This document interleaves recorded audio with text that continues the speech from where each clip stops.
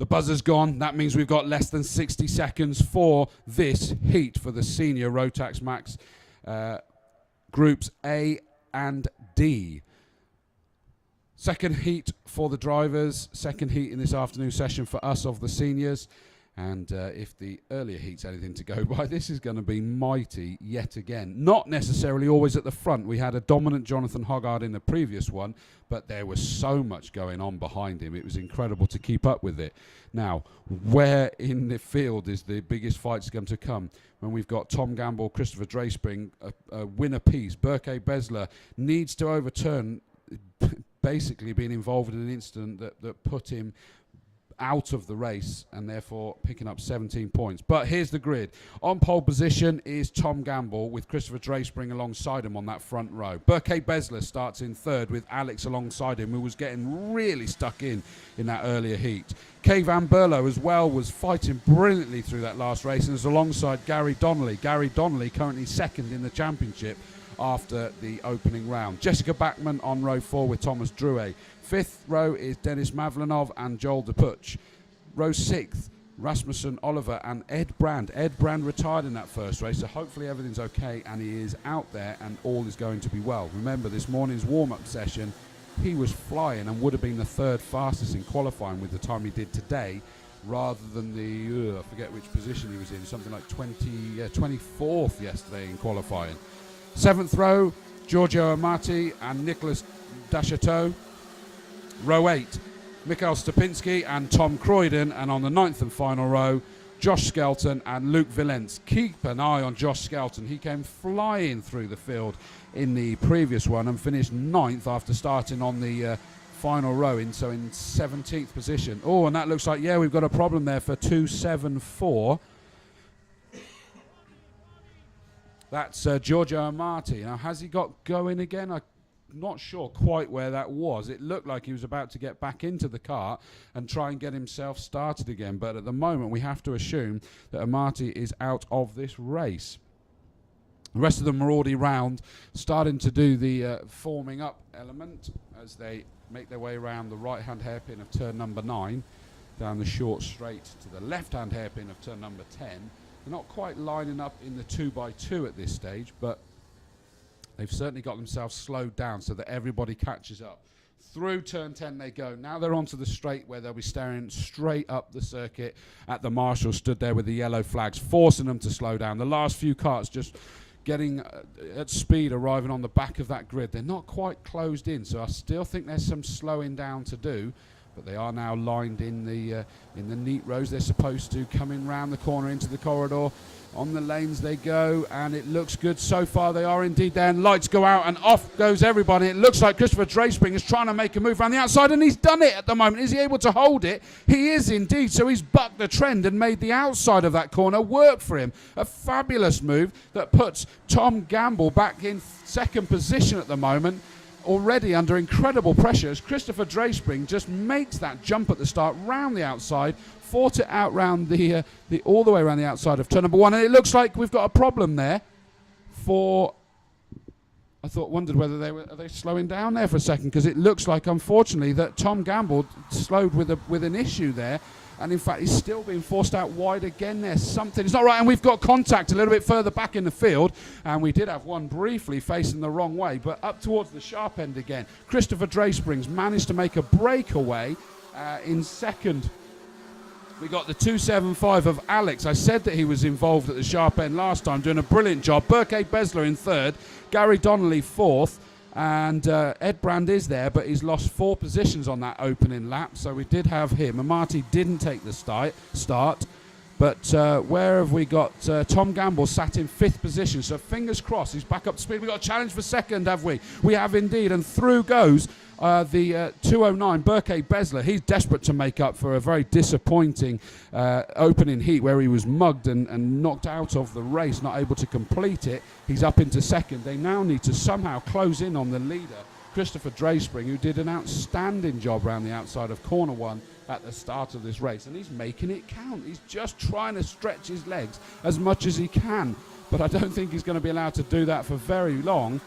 In 4th position, all alone at the moment, is Gary Donnelly. Tom Gamble comes through.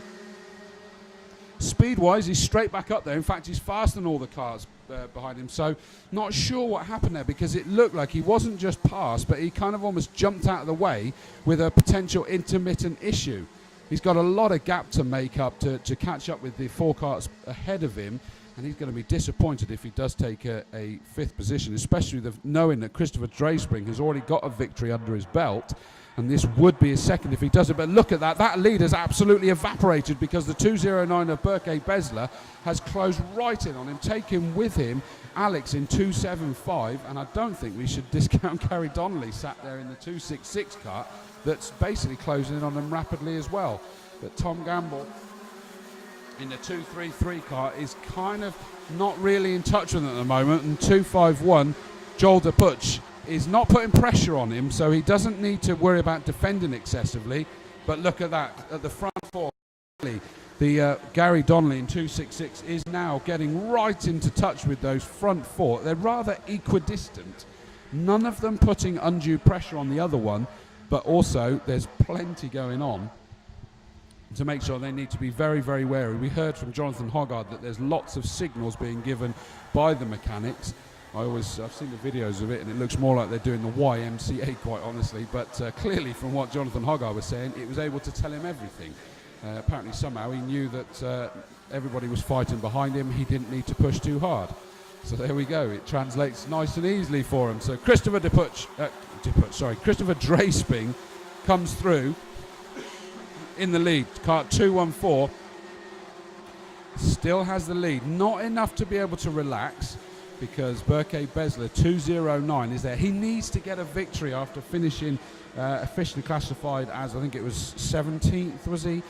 In the opening one, 17th, which gave him 17 points. That's not what he wanted at all, and does make it very hard to him when the points are totted up ready for the pre-final tomorrow, or even the second chance heat if it transpires.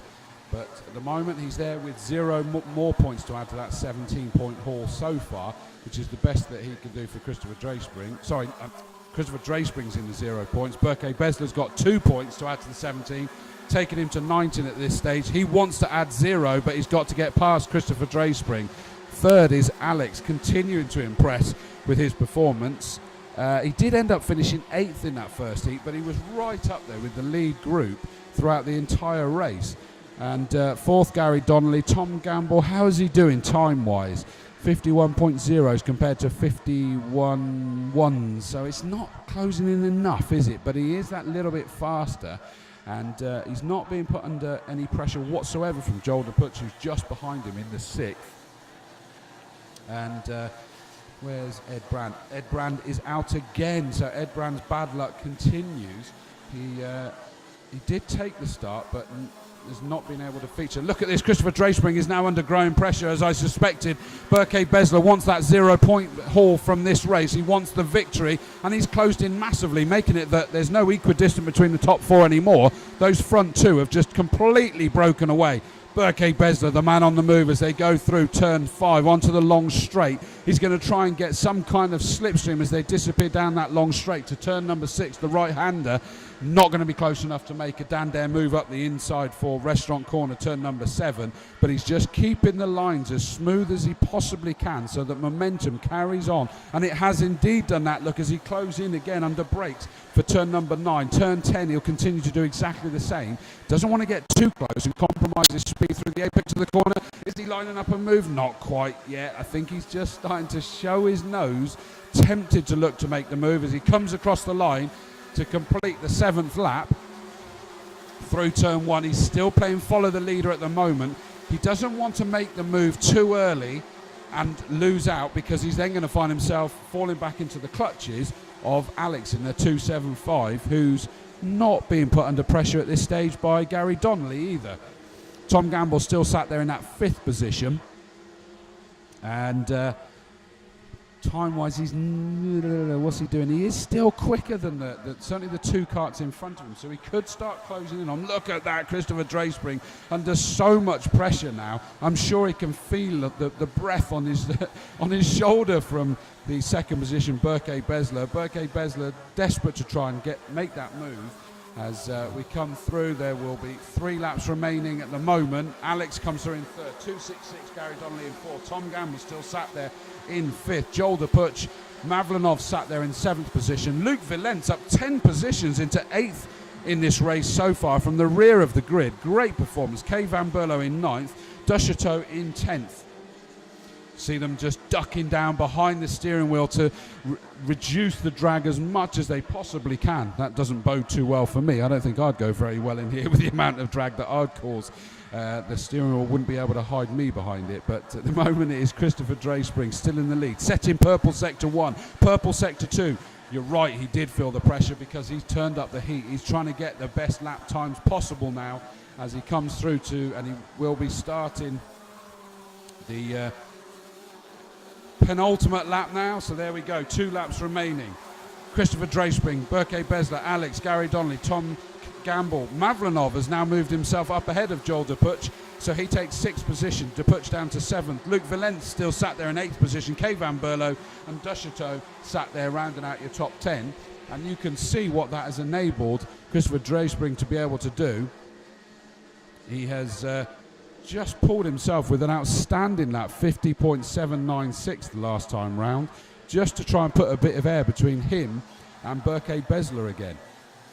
Interestingly, the two of them just having that little mini squabble hasn't enabled Alex to close in. Alex is actually having a very lonely race there in 3rd position at the moment. He's not going to be disappointed with that though. In 4th position, Gary Donnelly.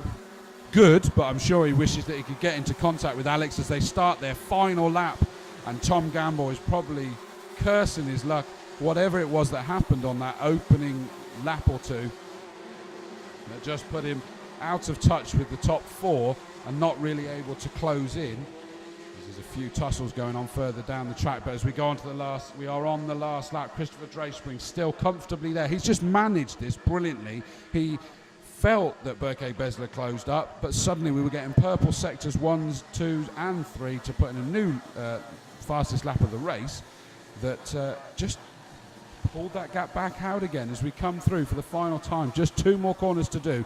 Christopher Drayspring does not want to make any mistakes on these final 2 corners. He just strokes it through. The 12th corner comes through, takes the checkered flag, and a great victory. And that, frankly, was made in 2 parts for me. It was the amazing start round the outside, bucking the trend of the inside line into turn 1, and it was then when he felt Berke Besler closing, he then just managed that gap again. Christopher Drayspring takes the wing. Berke Besler in 2nd, Alex in 3rd, Gary Donnelly 4th, Tom Gamble still comes home in 5th, Denis Mavlanov 5th, 7th was Joel DePuch, Luke Villens, great performance from the back of the grid in 8th, Kay Van Berlo finishes in 9th, 10th was Duchateau.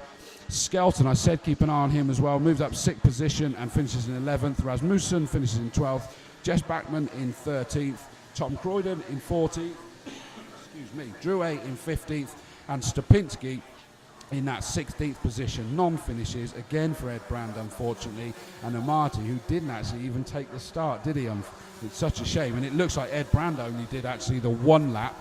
So back to the drawing board there. 2 DNFs for Ed Brand is not the way he was expecting to go. So there we go. That is the 2nd heats for all of our seniors completed, and there's still an awful lot to play for. But so far, Christopher Drayspring has got 2 victories.